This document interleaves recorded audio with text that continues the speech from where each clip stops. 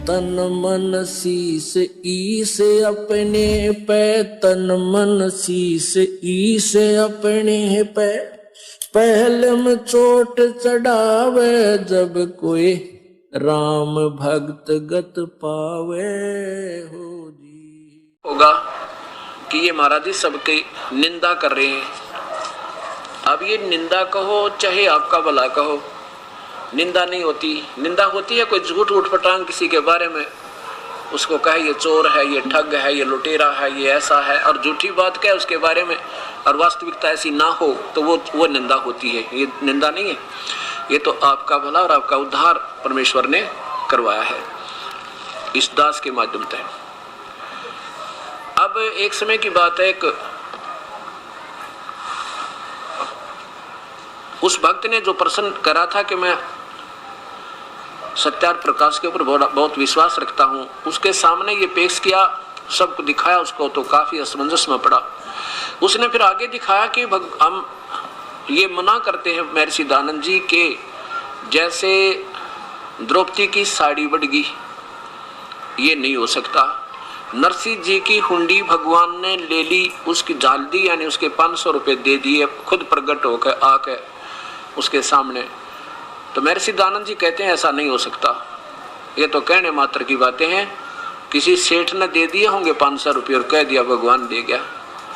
कहने का भाव ये है कि वो नहीं मानते कि परमात्मा किसी का दुख निवारण कर सकता है, या किसी के आई आपत्ति को टाल सकता है, या कर्मों को विनाश कर सकता है, या ऐसे कोई लक्षण कर सकता है। जैसे धन्ना भगत के ने बीज बांट दिया था, दान कर दिया था, और उसके कंकर बीज दी थी गरवाड़ों के डरते हैं। फिर तुम्बे उगे थे, तुम्बों की बेल उगी, फिर उसे मोटे मोटे उनका वो कद्दू लगे इसे मोटे मोटे, और उनमें ज्वार पाई। वो बीज ज्वार का जो बांटा था उसमें बिल्कुल स्वच्छ ज्वार भरी भराई पाई, और सैकड़ों मन वह ज्वार होगी। तो ये महर्षि दयानंद जी कहते नहीं, ऐसा नहीं हो सकता, हम नहीं मान सकते इन बातों को। अब पहले तो ये दास भी ऐसे ही जो कुछ भी कह देते थे, को धार्मिकता युक्त लोग, हम उनको सब मान लेते थे कि ऐसा ही होता होगा। एक समय हमारे यहाँ किराए पर एक आर्य समाज विचारों से संबंधित एक बहुत ही अच्छी आत्मा का एक बुजुर्ग सा व्यक्ति, वो प्राइमरी का हेडमास्टर था उस कॉलोनी में जहाँ ये दास का कुटिया थी पहले। वह किसी स्कूल में वो नौकरी करते थे और रहा करते किराए पर हमारे उस कुटिया में। उनके विचार आव भाव बहुत ही नेक, बहुत ही अच्छा आचरण उनका। उनसे काफी बैठ के चर्चा होती थी जब तक दास को ये उपदेश नहीं मिला था। तो जैसे वो कहते थे, भी हम प्रश्न करते थे, जैसे भगवान श्री कृष्ण ने साड़ी बढ़ा दी उसकी द्रौपदी की, तो वो कहा करते नहीं, ऐसा नहीं हो सकता, ये तो इन पोप लोगों ने अपनी मनमुखी बातें बनाकर दुनिया को गुमराह करके अपने पीछे लगा रखा है। और अगर आपने पूर्ण जानकारी चाहिए तो सत्यार्थ प्रकाश पढ़िए, ताकि आप इन पाखंडों से बच जाओगे।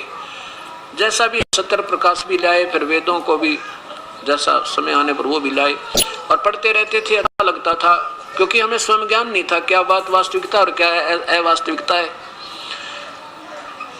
तो हम बड़े प्रभावित रहते थे, परमात्मा में आस्था थी। बचपन से हनुमान पुजारी था, श्री कृष्ण राम के गुण गाता था, मंगलवार का व्रत रखा करता ये दास।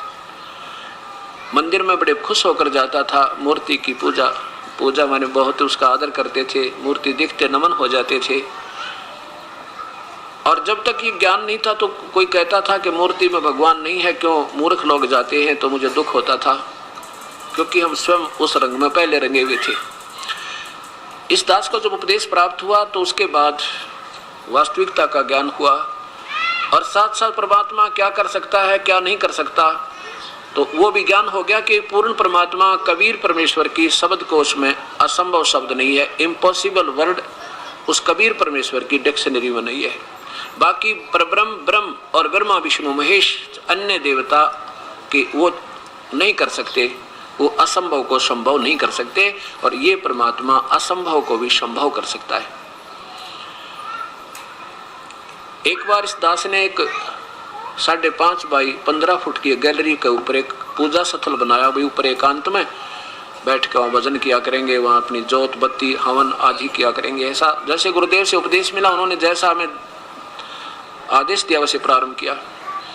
तो उसमें आमने और सामने 2 खिड़कियां लगवाई, और फिर कुछ दिनों के बाद एक उनके जाली लगवाने के लिए जाली लिया, लोहे की जाली, पैमाइश करके ले गया मैं माप के, और उस पर्ची को मैंने एक दुकानदार को दे दिया कि ये ऐसे ऐसे 2 साइज की जाली काट दे, और मैं कुछ और सामान लेकर आता हूँ। वो वापस आया तो उसने, उसके नौकर ने वो जाली काट के बांध के तैयार रख रखी। मैं रख कर स्कूटर पर घर आ गया।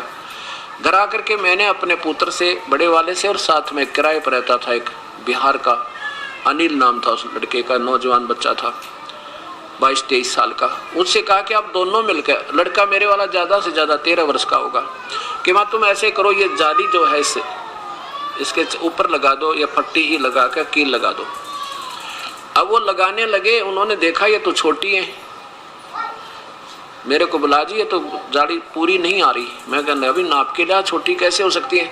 जब मैंने भी देखा वास्तव वो ऐसे करें जब तो 8 इंच छोटी, ऐसे करें तो वो चौड़ाई ज़्यादा हो जाए, नीचे तो 1.5 फुट छोटी। दोनों को देखा, बार बार को 3-4 बार देखा मैंने, फिर वहाँ भी रख दो। अब कहाँ इनको वापस करेंगे, कटी हुई इनको ले को नहीं। उसको उठा के करके मैंने वो न्यू के न्यू बांध के सटोर में डाल दी, ऊपर रसोई के ऊपर सटोर था। कुछ दिनों के बाद इस दास ने के अंदर प्रेरणा हुई परमेश्वर की कि एक नित्यनेम, ये छोटे छोटे गुटके जो रोज आरती करने के होते हैं, 2000 छपवाए, और उनको छपवा के ऊपर एक तख्त डाल के उसी पे उस पूजा स्थल में रख दिया, उस कमरे में। कुछ दिनों के बाद क्या हुआ कि उसका एक शीशा टूटा हुआ था, एक खिड़की का, उस शीशे के अंदर से चूहे प्रवेश करके, कपड़ा सा भी बांध रखा था, कपड़ा भी काट के, और वो उसमें घुस के उन किताबों को काटने लगे। फिर मुझे याद आया कि वो जाली जो पड़ी थी, 5-6 महीने हो गए थे, एक रेनी सीजन, एक वर्षा का ऋतु भी ऊपर का उतर गया था।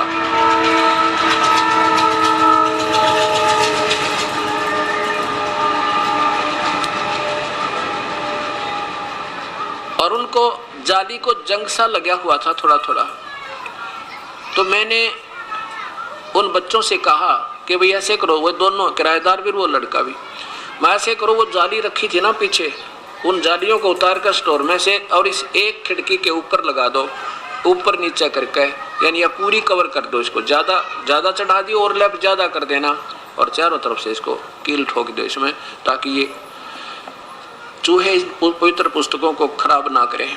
अभी समय नहीं है, फिर बाद में देखेंगे और अलग से फिर लगा लेंगे, कोई क्वाड ला के इनके जाली जुड़ी।